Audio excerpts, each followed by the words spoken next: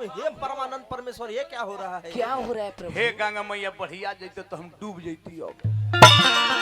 ऐसे बोले के चाहिए राम हो। घोर कलयुग आ गई, घोर ये खाई रहे, बड़ा चीत पर चढ़े। अरे राम, और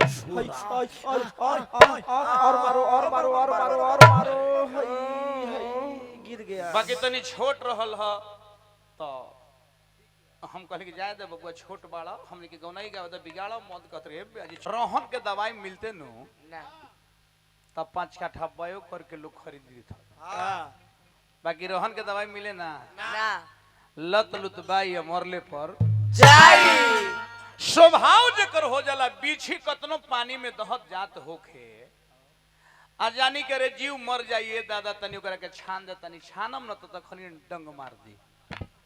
बिछी के स्वभाव ही है मारना डंग। तसे निर्मला कौआ के पूछला से पिंजड़ा में काऊ काऊ करबे करी, कटोरे कटोरे ना बोली ना।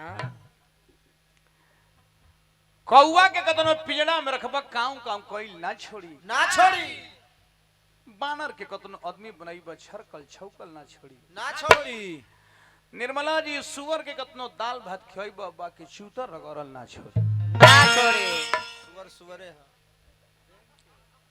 तू बाड़ू महिला कलाकार नया नया एगो उभर के आइल बाड़ू, ऐसे लॉलीपॉप भइल बाड़ू। खाली मछली आउ कोनो बात नहीं खे, प्रथम बार हेलल वाली दू गोला में से लॉलीपॉप भइल बाड़ू तो शेर भधनिया कलकत्ता में दुकान मत करो। खाली मछली खा के दे फुलैले बाड़ू। अरे राम, हाँ ऐसे इतना तरफ आओ प्रतिष्ठा में रख, हम तरह से बोलल ना चाहिए। ना महिला हो, हम महिला हो के कहो, शुरू में उठ के कहलू कि ले ला दिल, ले ला दिल, ले ला है जवानी में चल क्रिया खिया दी प्लानी में। एक ताल तो रही में कोई ले ला दिल जवानी में की तो ले ला बिल चुहानी में का गवत अबरी पियर लिपस्टिक लगाई है, ठीक ना? भाई कहा तरु जे दाब देवना ने रेटी तो मर जाइबो, बड़ा हमरा दुख लागल। अरे कहतर एक इनका तो निमन बात बोले के चाहिए सिलेंडर, कहतर कि अपन दूसरा भी मेहरारू लेकर हो तरह अपन मेहरारू भी जाता रहता गाने फाट जाते। बताओ तो राम हो राम, हे परमानंद परमेश्वर, ये क्या हो रहा है? क्या हो रहा है प्रभु? हे गंगा मैया बढ़िया जैते तो हम डूब जैती अब। ऐसे बोले के चाहिए राम हो। घोर कलयुग आ गई, घोर कलयुग। हम तरह से बोलत नहीं खे, तरह ऐसे बोले के चाहिए कि अपन मेहरारू भी जाता रहता गाने फाट जाता। आई हो दादाजी का कहता। अच्छा हम हाथ क्रिया खा के कहता हमार मेहरारू भी खे जाता, हम केकरा भी जाता नहीं, हम तरह भी नहीं खिनु जात। तू क्रिया खा के कह के एको दिन सुतोले बड़ू, तू एको दिन सुतोले बड़ू कैसे जान तारू? अरे बौराहिन मेहरारू हमर मिजाज गरम कर दे तरी। पहले एगो अपना मन से एगो धोबी गीत से सेवा करेंगे, वाह। एक बाद कुछ तिलक के बाद भी कहे के बा। ए बच्चा हला मत कर, बैठो। हला हमनी के कर दरात भाई, हला हमरा के कर दो।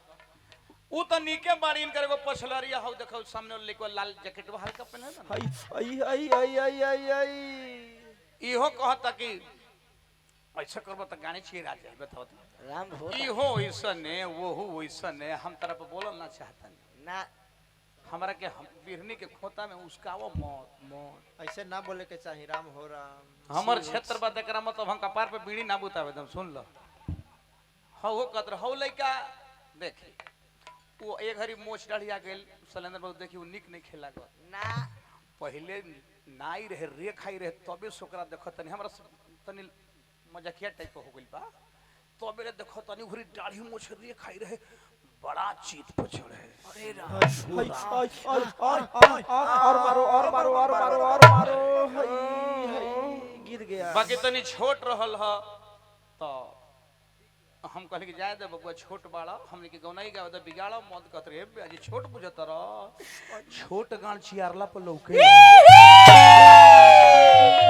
हाय दैयो मार डाला रे, हाय हाय हाय, खाबो खाबो खाबो ना खाबो।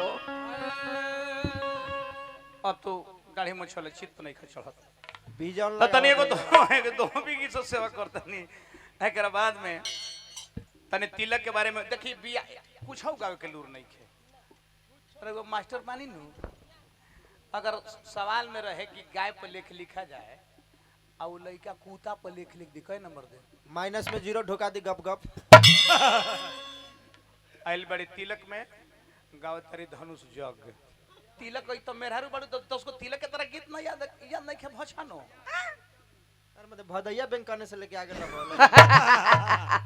एही में खाली 2 मिनट वाला फिल्म देखत रहत मोबाइल में यही से कहत रहे कि तोर मति तार दिमाग नहीं खे बढ़ल तार देह बढ़ गइल बा।